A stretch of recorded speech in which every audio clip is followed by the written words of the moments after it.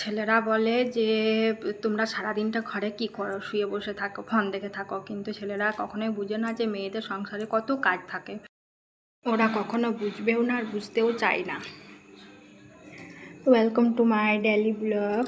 তোমরা বন্ধুরা আমার প্রত্যেকদিনই একটা করে ব্লগ দেখতে পাও। আমি যতটা চেষ্টা করি আমি একটা করে ব্লগ তোমাদের সাথে শেয়ার করি। তো দেখো, গতকাল বৃষ্টি হয়েছিল বলে সব ভিজে জামা কাপড় আমার একদম মানে ভেতরেই ছিল। তো ভাবলাম আজকে সকাল থেকে রোদ দিয়েছে, তো একটু জামা কাপড়গুলো রোদে দিয়ে দিই, তারপর আবার বৃষ্টি আসলে ঢুকিয়ে দেবো। আর দেখো, আমার এখন কিছু কাজ হয়নি, পুজোর বাসন সবই বার করে রেখেছি, এগুলো ধুতে হবে। দেখো, আমি চান টান করে একদম রেডি হয়ে ফুল তুলছি গাছে, কারণ আমি মন্দিরে যাব। আর আমি চান না করলে কখনো মন্দিরে ঢুকি না। তো মন্দিরে আর আমার গাছে যেটুকু ফুল আছে সেটাও এক জায়গাতেই পুজো হবে, তো আমি মন্দিরেই ভাবছি দিয়ে দেবো। আর এই যে গাছগুলো আমাদের দেখতে পাচ্ছি সেগুলো আমি ছাদে থেকে ভিডিও করছি, কারণ এই গাছগুলো আমাদের নয়, কাকিমাদের গাছ। কাকিমাদের গাছে প্রচুর ফুল রয়েছে।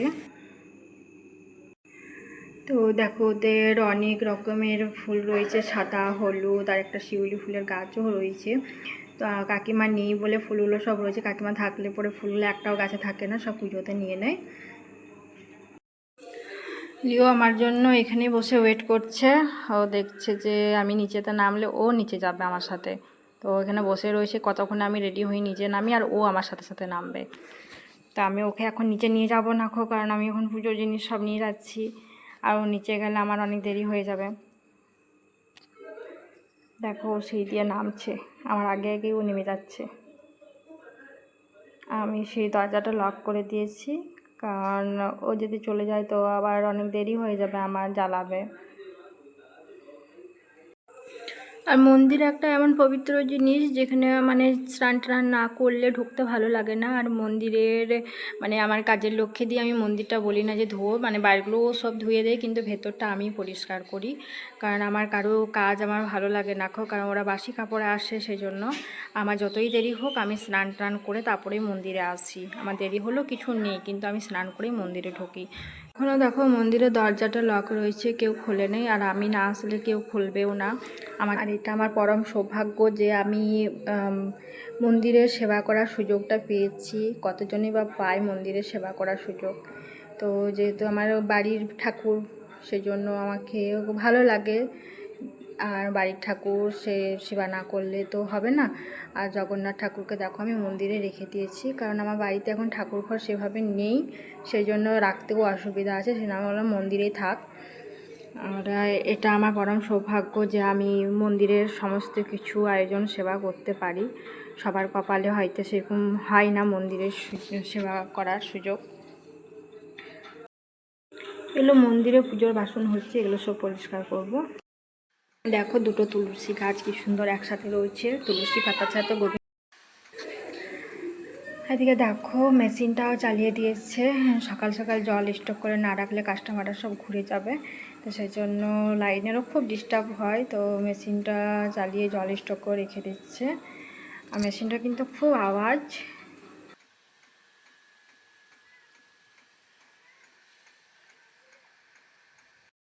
আমাদের মেন গেটটাও খোলা রয়েছে, মেন গেটটা খুললে বাজার দেখা হয়। তো দেখো, মন্দিরটা আমি নিজের হাতে পরিষ্কার করে নিচ্ছি। আর আমি নিজের হাতে ক্লিন না করলে আমার কারো পছন্দ লাগে না। তো আমি নিজেকে খুব সৌভাগ্য মনে করি যে আমি মন্দিরের একটা সেবা করার সুযোগ পেয়েছি। তো সেটা আমি কারো হাতে দিতে চাই না, তার জন্য আমি এটা যেই করে নিই। মন্দিরে যা কিছু জিনিসপত্র লাগে সব মন্দিরের মধ্যেই থাকে, আর সেগুলো আমি সব এক জায়গায় করে রেখে দিলাম যাতে ঠাকুরের এগুলো নিতে সুবিধা হয়। ফুল তুলে সমস্ত কিছু জিনিস সব এক জায়গায় করে রেখে দিই। তারপরে আমি বাড়ি চলে যাব, বাড়িতে গিয়ে আবার আমার বাড়িতে পুজো আছে, তো ঠাকুর এসে আপনারই পুজো করে যাবে।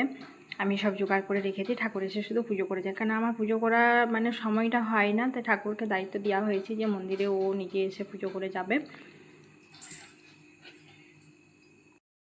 যতই হোক আমাদের হাতের পুজো দিয়ে আর ঠাকুরমশাইয়ের হাতে পুজো দিয়ে একটা আলাদা।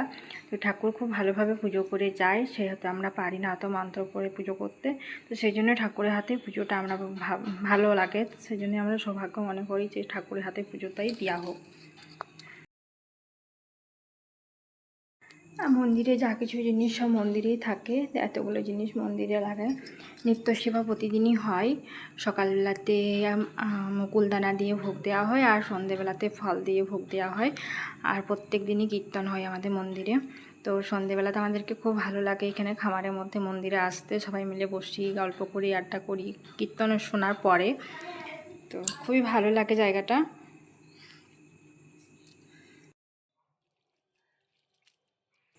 আমার বাড়িতে তুলসী মন্দির আছে, সেই মন্দিরেও আমি ধুয়ে প্রতিদিন পরিষ্কার করে নিই। আর দেখো বর্ষার জল পেয়ে তুলসী মন্দিরটা শ্যাওলা দাঁড়িয়ে গেছে, আর এটা খুব নিচুতে আছে, একটু উঁচু করে গাঁথাতে হবে। তো এখন এখানে আমি কিছু করতে চাইছি না, কারণ আমাদের অন্য জায়গায় বাড়ি হবে, সেই জন্য আমি এখানে কিছু করতে চাইছি না। এখানে লিওকে দেখো, লিও আমার জন্য একদম গার্ড দিয়ে দৌড়ে বসে আছে। মানে ও আমাকে একটুকু চোখের আড়াল করতে চায় না। মানে আমাকে এতটাই ও ভালোবাসে, আমার কাছে জানি না, ও মানে সবসময় খেতে দিত, সেই জন্য একটু ভালোবাসে বেশি হয়তো আমাকে। কিন্তু আমি পুজো করছি বলে ও আমার গার্ড দিয়ে এখন বসে আছে আমাকে।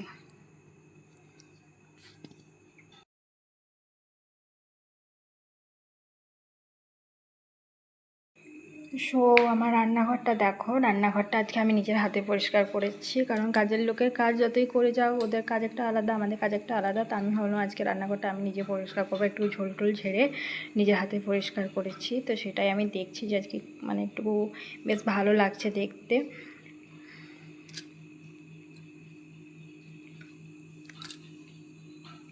আর এদিকে আমার নিচে মানে গ্রিল থেকে আমার সব কিছুই দেখা যায়, দোকানেও দেখা যায়, মেশিনও দেখা যায়, সব কিছু। তো ওই পাশটা খুব পরিষ্কার, আর এই পাশটা খুব মানে নোংরা, গাছপালা।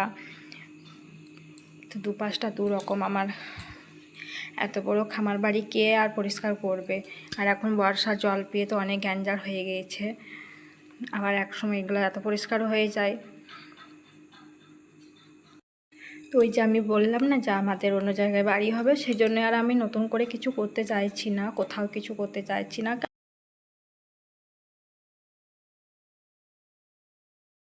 কারণ এখানে আবার খরচা করব, আবার যেখানে নতুন বাড়ি হবে সেখানে আবার খরচা করব, সেই জন্য আমি এখন সব বন্ধ করে রেখে দিয়েছি। আর দেখো আজকে আমাদের রান্না বান্না নেই, তাও এত সবজি এনে রেখে দিয়েছে। তো এখন এগুলো থাক, সবজিগুলো যখন সময় হবে তখন ফ্রিজে।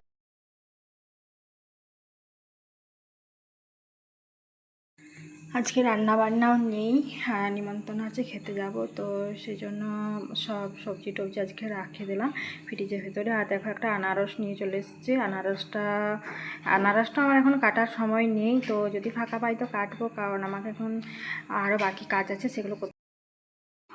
লিওকে দেখো, লিওকে এক বাটি আমি দই দিয়ে দিয়েছি, ও এখন খাবে এটা। তো আমার ব্লগ তোমাদেরকে কেমন লাগে সেটা অবশ্যই জানিও। আর তোমাদের যদি আমার ব্লগ ভালো লাগে দেখতে, তো অবশ্যই লাইক অ্যান্ড কমেন্ট করে দিও। টাটা, আবার আসছি একটা এমন নতুন ব্লগ নিয়ে।